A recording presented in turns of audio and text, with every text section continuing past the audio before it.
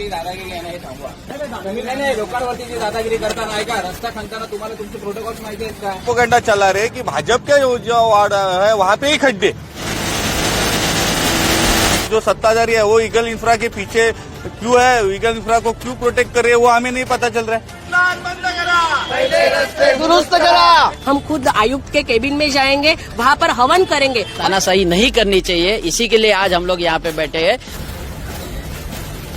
अधिकारी है, पहले उनको तो सुनना चाहिए ना, जो यहाँ पे जो हो रहा है लाइट का, पानी का, सब जगह का प्रॉब्लम ही है यहाँ पे. ये अब रोज ऐसे एक से एक आंदोलन होंगे, हर एक कार्य के लिए आंदोलन किए जाएंगे. नमस्कार. इन दिनों वसीम विरार की बड़ी बुरी हालत हो गई है. रास्ता नहीं है, गटर जाम है, रास्ते भर में पानी है बारिश का और एक्सीडेंट हो रहे हैं, खड्डों में गाड़ियां चली जा रही हैं. विपक्ष के नगर सेवकों का ये कहना है कि मात्र भारतीय जनता पार्टी के नगर सेवकों के प्रभाग में ऐसी स्थिति है, इतना बुरा हालत है. जानबूझ करके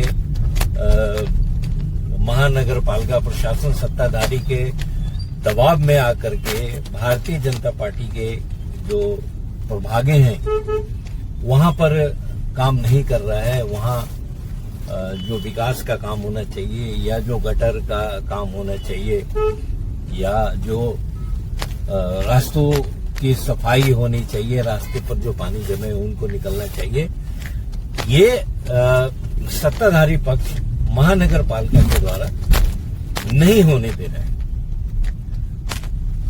मैंने कुछ लोगों से बात भी करी इस विषय पर. मेरा तो काम है इस तरह की खबरों का विश्लेषण करना, तो मुझे कुछ सत्ताधारी समर्थक लोगों ने बताया कि ये स्थिति तो हर साल पिछले 20-25 सालों से ये हालत रही है. बारिश के 3-4 महीने ऐसी हालत रहती. तो लेकिन एक बात है कि अगर आयुक्त नहीं सुन रहा है, महानगर पालिका प्रशासन, उसके अधिकारी कर्मचारी काम विपक्ष के भारतीय जनता पार्टी के शिवसेना के नगर सेवकों की बात नहीं सुन रहे हैं और राजनीति कर रहे हैं, पक्षपात कर रहे हैं, तो उनके पास इसके अलावा और भी तो रास्ते हैं. उन्हें सरकार आपकी है, यहाँ के जो सांसद हैं वो आपके हैं. यहाँ वसीम विरार में 3 विधायक हैं और तीनों एनडीए के, भाजपा के और शिवसेना से शिंदे गुट के हैं. पालक मंत्री आपके हैं, भारतीय जनता पार्टी के हैं. सरकार आपकी है, देवेंद्र फडणवीस जी आपके हैं, नगर विकास मंत्री आपके हैं.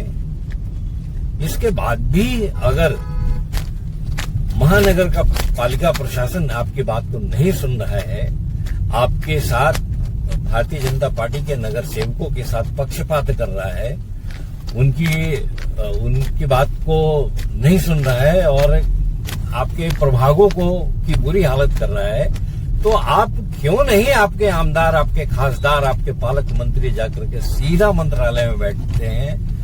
क्यों नहीं जाके विधानसभा में ये प्रश्न उठाते हैं कि क्यों नहीं हो रहा है? ये महानगर पालिका की इतनी हिम्मत कैसे हो गई? सत्ताधारी पक्ष की इतना हौसला कैसे बढ़ गया कि सरकार हमारी होते हुए भी हमारा काम नहीं हो रहा है? ये बड़ा आश्चर्यजनक है.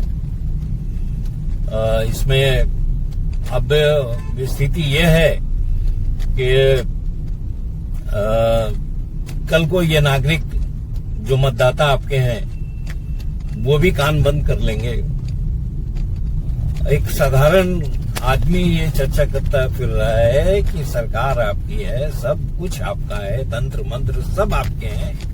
इसके बावजूद भी अगर पब्लिक को, मतदाताओं को इस बुरी परिस्थिति में रहना पड़ रहा है तो ये दुर्भाग्यपूर्ण है. कहीं न कहीं इसमें बड़ा लोचा है मेरा जो विश्लेषण ये बता रहा है कि हालांकि ये बात सही है कि यहाँ के जो आमदार हैं नाला सोपारा के राजन नाइक वसई के की विधायिका है स्नेहा दुबे पंडित मैडम, ये लोग लगातार संपर्क कर रहे हैं। मैं मीडिया में देखता हूं और मेरा संपर्क तो इन लोगों के साथ सीधा नहीं है, लेकिन मैं समाचारों में देख रहा हूं कभी स्नेहा पंडित मैडम मुख्यमंत्री जी के साथ डिस्कशन कर रहे हैं, कभी नगर विकास खाते में उनकी मीटिंग हो रही है, महानगर पालिका के आयुक्त के साथ मीटिंग हो रही है। ये यहाँ जो 132 नाला सोपारा के विधायक श्री राजन नाइक हैं, वो लगातार विधानसभा में प्रश्न उठा रहे हैं। इसके बाद भी काम नहीं हो रहा है, इसके बाद भी आयुक्त आपकी बात, आपके नगर सेवकों की बात नहीं सुन रहा है। इसका मतलब क्या, लोगों को क्या सोचना चाहिए? यह आश्चर्यजनक है, अविश्वसनीय है, इस पर विश्वास करना मुश्किल है, बड़ा और कठिन परिस्थिति भी है। अगर नहीं सुन रहे हैं तो इसके पीछे कुछ न कुछ बड़ा कारण है, जिसे जनता को और यहाँ के जो जनप्रतिनिधि हैं उनको मिलकर के सुलझाना होगा। धन्यवाद।